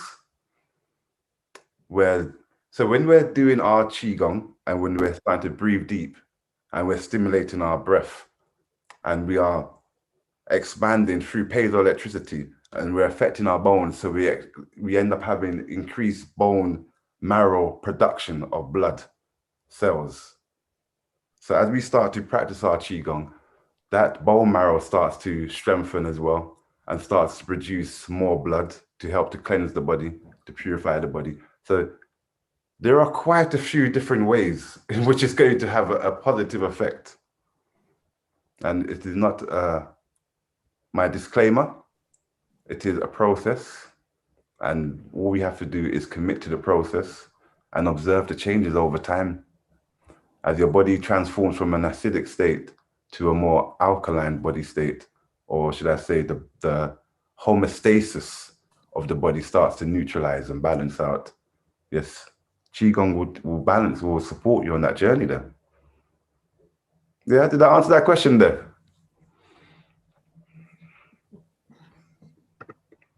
We have another question. It is, I have water retention in my abdomen, legs and feet, also known as edema due to liver problems. Why is this occurring and can Tai Chi help? There are a few reasons why we have water retention throughout the body, and our kidneys as well are also playing a part in this, and the kidney and the liver are directly connected to our water and our water retention. It is like we missed that little part out when we would have gone through the 5 elements and how the 5 elements interact each other, and how we have a mother-son, mother-child relationship going on, and we have a degenerative cycle going on and a generative cycle. And generally, we have to look at the organs before this. I hope I'm making this stuff clear. Yeah, we have to go to the organ before in order to tonify and strengthen, or we have to go to the organ that is opposite in order to generate, to balance out that particular organ. So there are a few things that are going on in this one here. I'm quite surprised that there are a few people joining in so late. Yeah. We have another one. Can it help with mental disorders such as dementia and epilepsy? Yeah, through working on the lungs. Working on the lungs can help with depression or mental stress, and then working the science of Jing can help with, because Jing is to do with our cerebral spinal fluid and our brain. Jing science is to do with the balancing of our hemispheres in our brain. So yes, through the practice of Jing Gong, it can help to tonify and balance out hemispheres. But you know, when you're practicing Shen Gong meditation and you're practicing your deep breath in meditation, then that can also help as well to harmonize and to calm down, because then you start entering into enter into theta state. And this is what the thing is, when you start entering into theta state, you see the world totally different, and you can maintain a theta state for a longer period than I think people assume. And you can enter theta state, and most people don't enter into theta state in their daily life, where we're doing activities and we're flowing with the activity. This term is known as Wu Wei in Taoism. Wu Wei means to flow. When you enter into flow, and the world becomes effortless. Yes, sir. That is the same state when you see someone like, let's say, sports, Thierry Henry, the way he used to gracefully the plays and score, because he had, I mean, would you say that even the way he done his sport was similar to the way some aspects of Qigong was done? Because can we say that? Interesting. You know, if he done Qigong, then his injuries would have less injury. His career would have just been longer. I'm unsure how long his career was, but if we're talking about Qigong and the physical benefits, then he would. He did play for quite long, and maybe for football anyway, like his 40s, 30s. But when you're describing the theta state, it's almost like, because when I used to be a goalkeeper and semi-pro, and there was this state I went into through breathing. I wasn't really aware of Qigong, but through breathing, where everything just flowed. Perfect. That is the flow. I remember when I used to play rugby, we would enter in, and at the end of the match, I don't even know what happened. And everyone would tell me about all the wonderful things that take place. And I'm like, wow, boy, that must have been, looking back, that must be a state of flow, because I don't even know. We go with an intention, and then we do wonders, and then we just, at the end, it's like a flash. And I remember hearing that the other day about, what's it called? I was watching, funny enough, Mike Tyson, and they was asking Mike, he was training a mixed martial artist in his boxing style. And so the mixed martial artist must have asked him, when you entered into a fight, did you have a plan? Or did you go in there with a particular strategy? Did you go in? And he goes, nah, I just went there with no mind. Even though he may have said that he's going to do this and that, but when he actually in the place to go to fight, no mind. Like, just go with the flow. So he was practicing Wu Wei. You go into a flow state. It's just amazing what we can achieve. Some of the greatest minds we only create some of these great things through flow, through when we enter effortlessly into a series of events. Any other questions there? I think we finish up in a few moments. Okay.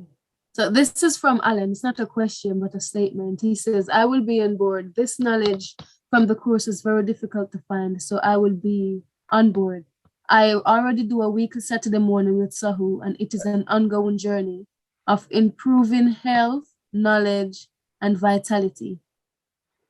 Oh, that's beautiful. Because you know, as the students, because we go through this stuff weekly, I wouldn't expect to see students take the course. But what I was saying, that because we are going through specific stuff, it's just an interesting thing. It's probably a bit more homed in because we have the syllabus when we are attending class that we're addressing. And recently we've been focusing more on the Qigong because the syllabus take up all life, take up all the time. All the Tai Chi, that takes up so much time.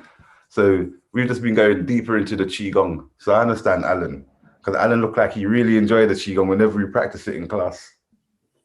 Qigong is extremely satisfying. Yeah, I do have a question. Well, not me, from Sister Zoe.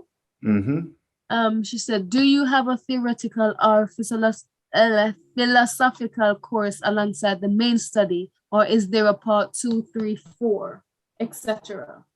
Yeah, and the 6-week course is taken from the 12-week course, and I'm a bit misleading with these numbers, because even a 12-week course is really a 16-week course because there's break in between and there's examination, and it's I think it's something like this as well, where there'll be a space and an assessment going on. But when you're doing a 12-week course, then we go deeper into the concepts and the principles, into history, into the different stages that Qigong and healing has gone through. We do much more theory-based. And I say theory, it seems to be incorrect when I say this. They are theorems, not theories. You know, there's a clear difference between a theorem and a theory. The idea that we're trying to prove that the idea is as it is, or you don't have to prove the idea of yin and yang, like of polarity. That's not a theory. This is just the fact of reality. That there's just two opposite polarities. Done the thing and move on. So those stuff is usually taught during a 12-week course, and a lot of those 12-week courses are one-on-one that I've been teaching mainly. So this is actually the first time that it has come out of a one-to-one teaching scenario where I would work with someone for like 12 to 16 weeks. I say 12, but I don't know why I was missing out the other numbers. But I worked them for at least just over 3 months and go through personal development with them. So it's the first time. So as that is the case, and it's going out to the world, I may look into doing a course on the theory, and that probably would be okay to do that on the Zoom, to do that theory stuff. So that's something definitely that we will look into over the next few weeks, doing a theory-based online course. That'd be nice. Yeah. All right. Any other questions there?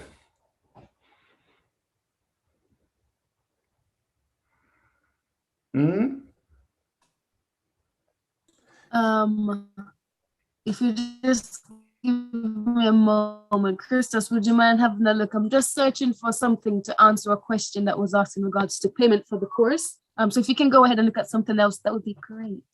Okay. Yes.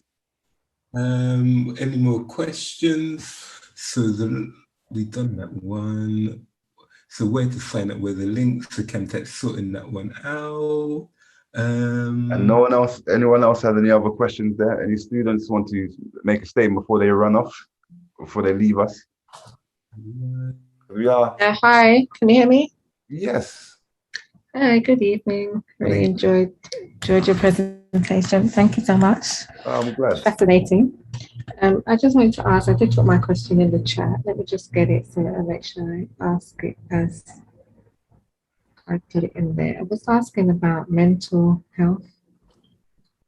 Yes. Can it help with dementia and epilepsy? Because I'm noticing that it seems to be so much more prevalent, especially like in our community. All of a sudden, I don't know why, but it seems to be something, mental health seems to be a huge issue. So I was wondering if it can help in that area as well, please. With something like dementia. Yeah, or epilepsy. When we're working on movements that are using opposite sides of the brain, when we have to remember sequences and remember patterns, when we have to coordinate different aspects of our body together at a certain rate, at a certain pace, when we have to be aware of different aspects of how we feel internally, all these different forms of training have effects on mental aspects of our life, because we are directly reviewing our own self. But as we start to review ourselves, so in relation to, let's say, the depression or that emotional state, as you start to review, reflect, as your mind starts to calm down and slow down, as you have an opportunity to think new thoughts, new ideas, because you slow down a little bit, then you have an ability to come off of that treadmill. The problem is with the limbic system, in many cases, that it gets hijacked by a thought or a worry or a concern, and it just keeps on going around in a loop. And what we need to do is we need to take back the limbic system when we're talking about these emotional states. Any of these emotional states we refer to, we just need to take command of the limbic system. And we do this by changing or having the ability to create a new thought. As Christos was saying, in order to create a new thought and to travel down a new pathway, you require energy. And when one doesn't have energy to create this new pathway or these new sets of thought, then we just stay with the same old ones.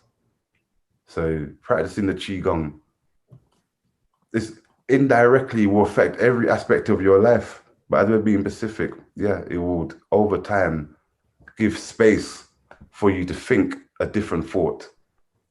So when it comes to mental, not mental condition, neurological conditions, balance, your cognitive perception and these kind of things there, again, Qigong, because we're doing movements that activate opposite side of the brain, and again, we have to move these opposite parts of the brain in a certain rhythm, in a certain rate, and we're integrating our breath into this motion and to the movement itself. This helps to activate parts of the brain that have been dormant for a little while. When them part of the brain get activated through set series of movements and breathing techniques, because the thing with plasticity and the brain, it is like able to reform with the right amount of voltage. And this is when that whole Gong starts to come into it again. We were talking about the cerebral spinal fluid and the nutrients that is within this fluid, and how the peristalsis or the pulsation, how it's been nurtured with the fluid around the brain, with the nutrients that it's receiving and its ability to fire its neurons. All this stuff here will be affected directly from the practice of Qigong. And yes, there has been university research showing the positive effect. That's one of the things, positive positive effect, along with so many other elements. Well, you want to add something to that, Christos? Yeah. You look like you was firing up yourself there. Even when you're looking at, okay, what is dementia?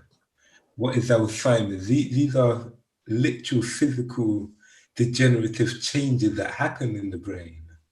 When you're looking at healing or repair of tissues, as who's saying, we are talking about voltage.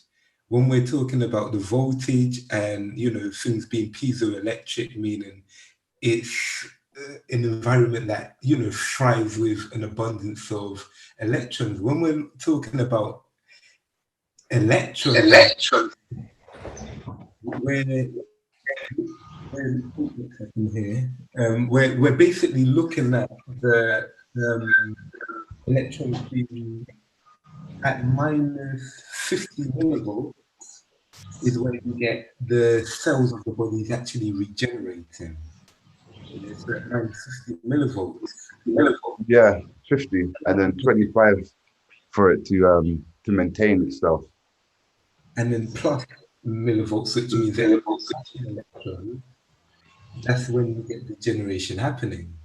So when you're looking at the electric model or voltage model, you can see that as the voltage of the body reduces, the problems, as you increase the voltage, then you get the generation happening. When you're looking at voltage, what are we looking at? We're looking at the alkalinity. This is how it's expressed through everyday things, because we hear alkaline and we hear acid. But when we're looking at alkaline, we're talking about the pH. What is pH?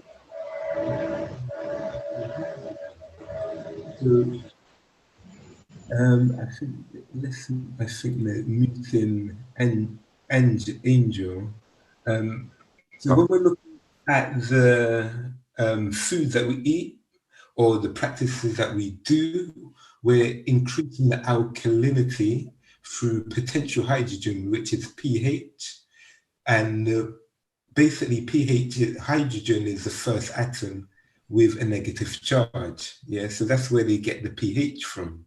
So when we're increasing the pH, we're increasing the electron. That's a direct correlation. When you're looking at things like dementia and things like that is caused by the degeneration, the lack of electrons, the free radicals roaming around causing all these cellular damage and oxidation, this type of rust within the body. And this is where Qigong helps directly with that. So Christos, just to not even elaborate or expand that, but that is a description throughout the body. I know Christos gave that description for that particular condition there, but that description is a description for nearly every ailment. There's not really much going on outside of this society, what he just described there. So, you know, when a specific question goes towards something, when you think you're going to get a unique answer, the answer always comes down to the same thing. It's just that we sometimes go the long way around the thing because of the different sciences, things that have been taught to us. Ultimately, it comes down to what Christos has mentioned for every single condition: voltage and one's pH and the ability for the body homeostasis to do its job. And that is allowed to do its job through the correct voltage, maintaining the correct voltage, therefore maintaining the correct homeostasis or correct pH value. Yeah, man, that's for every symptom. Thank you, Christos, for that clarity there. I have a question to ask. Thank you very much. Thank you. Thank you, Joy. Sorry, thank you, Joy. So it's in regards to the payment and the course, if we can just go into that for a short moment. Before we sign off, yes, my dear. Right. So we may have a couple of people looking to purchase it today. However, on the website, it is still showing the discounted price of $225 as opposed to $190. Is there something that can be done to rectify that for those looking to do that today? Yeah, we can. Yeah, thank you for bringing that to my attention. To be honest, okay, I probably can do that right now as we're talking. Okay, another one is in regards to the course. So someone did ask a question in regards to the 6-week or the 12-week course. They were saying, can we do the longer course or does the 6-week tack on to the longer, to this 12 weeks? We're learning more medical Gong in the 12 weeks. Yes, it can. Sorry, it can. Because you know how when I'm doing a 12-week course, there are certain things that you learn from the beginning because they take a little while to learn, and then to stick it within a 6 weeks framework kind of limits it a little bit for the ability for the person who's learning to fully comprehend and to be able to demonstrate it back to me. It's not just a thing of, yeah, and I've observed this. So that was in my mind to make, for those that wanted to extend to do the 12-week and complete the whole course, that it could be added on, then it would have to be an additional, probably an extra hour or something. Probably just need an extra time if we were to carry on in that way there. Because the 12-week course is 3 hours. 3 hours once a week. And then the 6-week course is just for 2 hours. So we lose an hour in that time there. You lose an hour, so.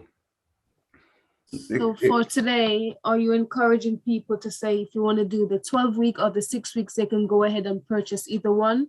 Or are you encouraging first the 6-week course?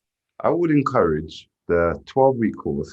However, if somebody wants to just experience the journey, want to just have to step in, then I would say go for the 6 weeks. Some people may not have the 12 weeks to commit for that length of time. Is the only reason why this 6-week course has been created for this moment here. But for this moment, I must say there was no 6-week course. The course has always been based on around a 12-week, around a 16-week process. But this is again just an introduction to the Qigong, the Jing, the Qi, and the Shen. How the different techniques we can utilize in these different aspects of internal alchemy. Well, as Christopher said, just send your email and then I'll let you know if that's an extension of this course. There was one question we don't want to leave unanswered because Jay's answered it twice. The menopause question was not answered. So would this practice, the question is, would this practice help with the menopause? I think I may have answered it briefly. Yeah, I would say with the menopause, because this is a hormonal changes taking place in the body itself is fluctuating a lot during this time here. The body homeostasis is unbalanced and it does need some stabilizing. So through that process, again, the homeostasis, that balancing of the hormones, that activation of the endocannabinoid system, because that's what will be taking place as you start to practice your Qigong. You'll feel stages of joy, happiness, bliss. And as you go through that, because the thing with, fortunately, I only hear the story through what is explained to me. The thing what I understand of the menopause is the fluctuation of body temperature and body heat. The thermal regulation seems to be a big thing. Also, one's sleeping pattern, insomnia, or seems also to be a big problem as well. And Qigong is something that definitely deals with these things here. It shifts the brain state or the frequency of the brain waves that one is operating at, takes you again into a theta, which will, before you enter into the next stage, this will help to lower your blood pressure, lower your increase your so reduce your sympathetic nervous system, help to reduce your cortisol levels. Man, there's a lot of physiological experiences that happen as a result of when you start to enter in. Even bone mineral density. So It starts to menopause reduces, people experience bone mineral loss. The whole weight bearing activities and certain postures during the practices is research proves, there's so much evidence I'm telling you that it really helps to improve bone mineral density. And that's why a lot of even elderly people practice these things in China, because they don't want to experience high rates of fractures and stuff like that just from falling off their settee or playing with their grandchildren. So the earlier you practice these things during the menopause period, the actual more you're going to work on those physiological benefits and have more bone building activity than bone loss activity, because everything's on a matrix when we're looking at fractures and maintaining that bone density.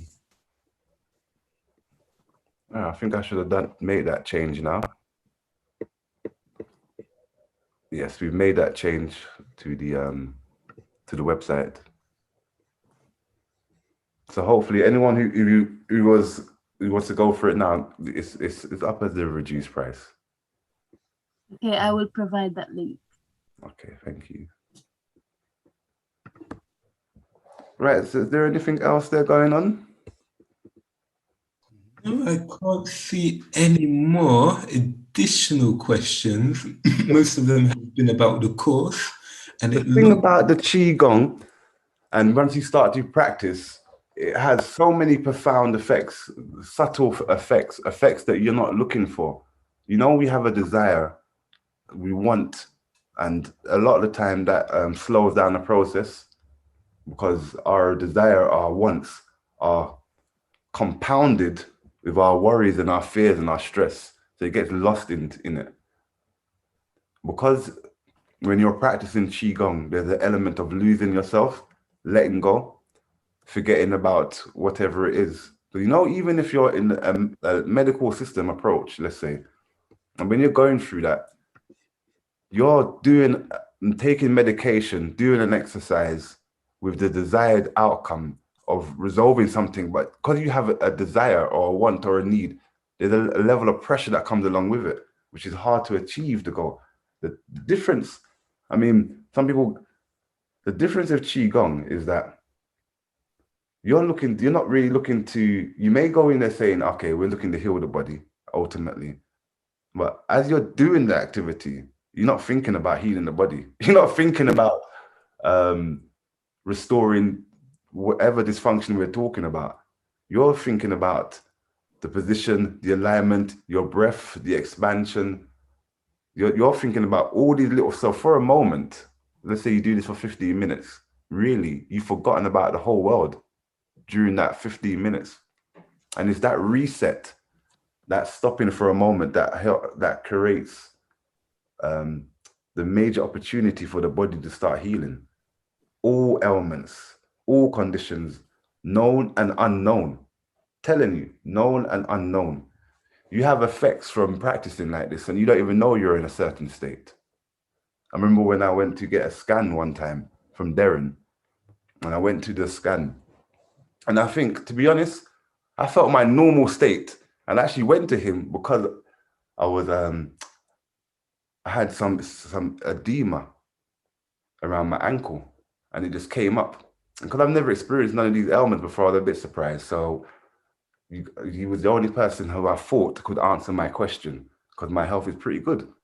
So when I went there and he done the scan, and because I was going through a lot of fasting at the time, the conclusion was that I must have fasted so much that my body stripped out everything. And I was having certain visions and certain other experiences during that process. But what I wanted to say is that when he done the scan, and it was so interesting because I've still got the report, that he was saying, whatever you're doing, whatever you're training, whatever your practice is, your scan result is one of the best results that I've seen, explaining to me that the brain, the part of the scan where it talks about the brain balance and the hemispheres and all that stuff there, and the percentile of brain use and concentration, all the different sections that Darren was going through. He was saying this is one of the best results that I've seen. Like you're like, what do you say, 95 percentile, the small percentage. And I was thinking that's very interesting because I didn't feel good. I'm saying that, yeah, he told me this, but I never felt good. That's why I was there.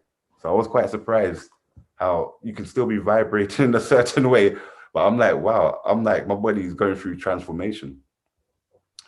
So many more stories to come up with to discuss in the future. Right, so I have taken everyone over.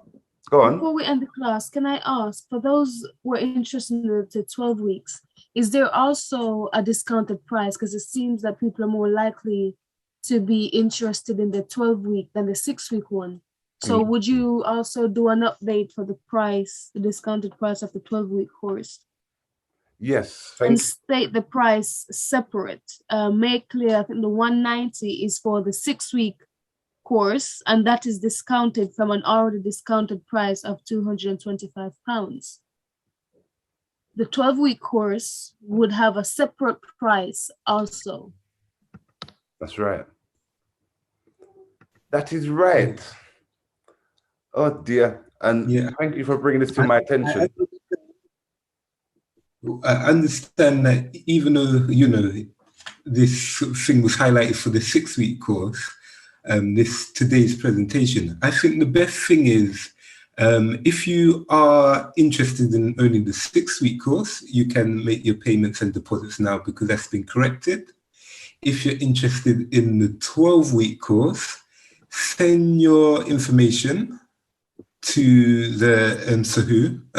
His email's there, and then Sahu can make the right adjustments, and then he can send you a message saying that, okay, it's ready your discounts are applied, everything's ready.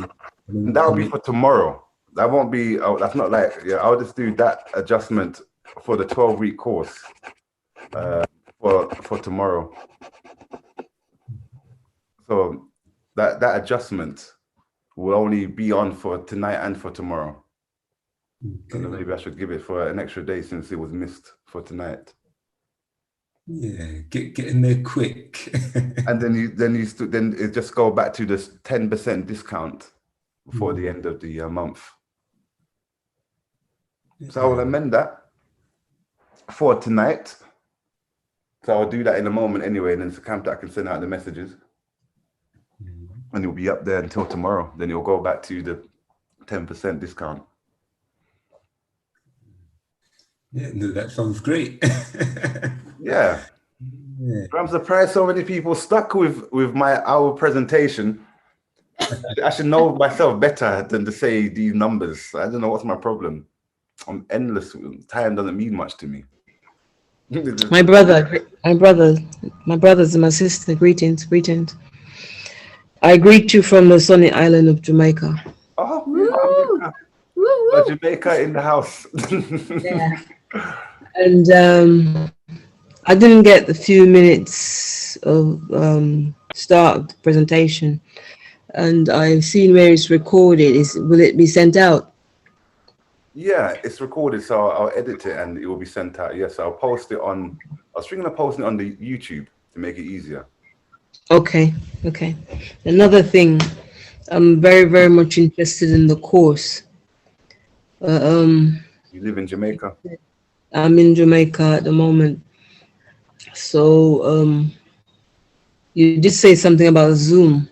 Yeah. So this course that's coming up now won't be on the Zoom at the moment. No, it won't be on the Zoom. It will be in Elephant Castle. The interesting thing about a Zoom, something like that could actually start sooner than the actual being present kind of class. A Zoom course, because we could start off in like 2 weeks. Okay. And then we'll go through the same thing. The only difference is the inability for me to directly touch your body or you to directly touch my body. But other than that, everything else can be seen. So I've been training quite a few people long distance on Zoom for a little while. So all the stuff that we want to achieve can be achieved from my experience. Okay. So I've been hearing about Tai Chi and stuff like that. You definitely have to. We definitely have to touch each other during the training. No, the only Okay. touching part really is you touching my body or an experienced person to understand how certain movements take place. So you know, Okay. with the activation of the breath, let's say, and we're talking about lower dantian expansion, it's hard sometimes to know how to activate, but when you feel it, it's like, okay, that's how it's supposed to feel. But then we can that will just speed up the process. But there is enough words on earth to say a sentence to make you have clarity. There's enough words. We can find a sentence, yeah. Or with me just demonstrating straight by showing my body, you know, like changing the camera, taking off my top and just showing my body doing the actions. Then we would just be doing it like that instead. And that's how I have to do it with some students online, where I have to actually show them with my body, with the camera, zooming in and showing them all the techniques just on my body properly without. But when you're one-to-one, I don't have to do that because you can see my body through my t-shirt. So it's like, I can just say, yeah, we're just going to come and do this. And because it's just different. Yeah, but online, it would be more me showing certain things differently to how I would do it in class. Because I would never take my top off in class. Tell you that much. Okay. So yeah, let's have the information for like a 12 weeks course and the discount and stuff like that. Yeah. Just send us an email. I've posted our email in the chat. So just send us an email so that we're able to contact you in regard to the information. Okay. Thank you, Sister Angela. Thank you, Sister Angela. You're welcome, my sister. You're welcome, my brothers and my sisters. Well, enjoy the rest of your day in sunny Jamaica. Just to like what Sahu's saying, even before I started practicing Tai Chi with Sahu, and I was on the computer, I mean, we're talking about a YouTube video, and it's a random one. I've even a little bit of benefits doing that. So just think of the benefits you will get from actually doing it instructed to you. It does work. Over lockdown, that was our only method to deliver it. That's true. It really will be effective no matter where you are. So even everyone else who's on this group chat right now, and you can't physically be there because you're far away. If you're on the outskirts of London, that's no elephant and car. But if you physically can't because you're in another country, it's a bit different. Or Manchester is good enough excuse, and them areas is good enough excuse. Yeah. To travel 6 hours for 3 hours or 2 hours, that's a lot of pressure. So we appreciate that. You might find you've got abundance of energy to do the journey after the course. And then sometimes it's true. People are stay overnight. When I was doing when I was studying osteopathy, there was people coming over from Scotland on an airplane the day before, or from Ireland coming the day and spending the weekend and going back to their country, do work there for the week and come back on the weekend to study.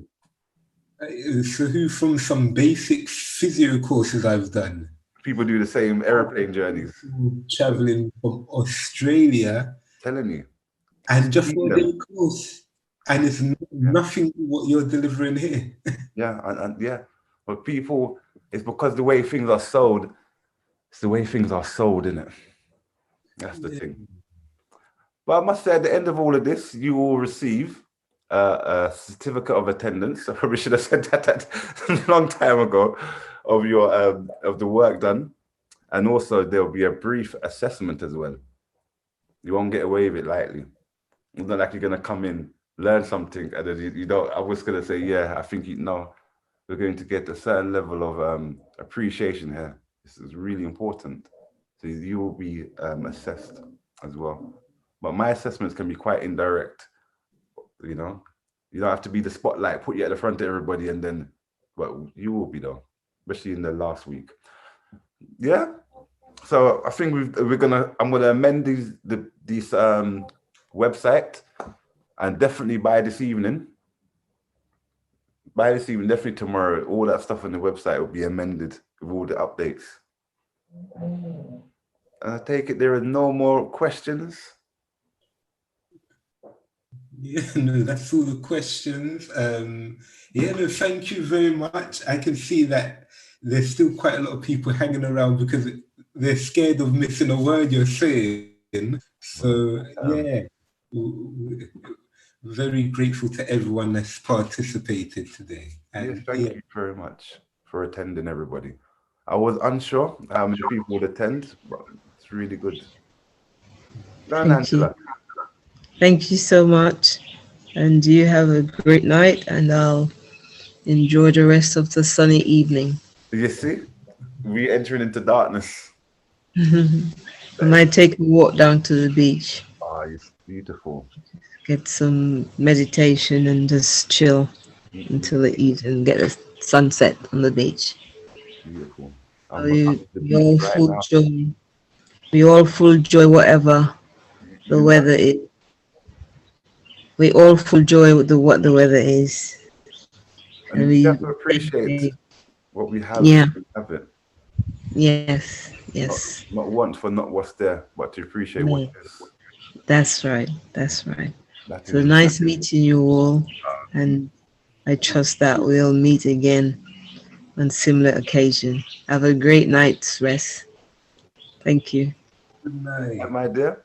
And everyone else, have a wonderful evening. I hope you have learned something this evening. Definitely. Here. Yeah, appreciate different the different aspects of ancient healing art that we are looking to bring to our community and to the whole world. Hear myself coming back. All right, any final words there, Krista? No. Final words to you. Yeah. All right. Do you want to say anything else to contact before we go? No, just thank you for the knowledge that was shared today between both of you. I know you two are quite knowledgeable. So I always sit in amazement when you both speak. And thank you to everyone who have attended. And for those who are interested in the course, just send us an email. I will be in contact with you. Thank you very much.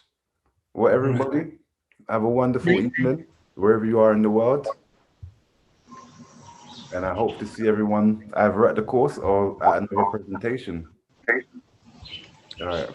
Have a good night, everybody.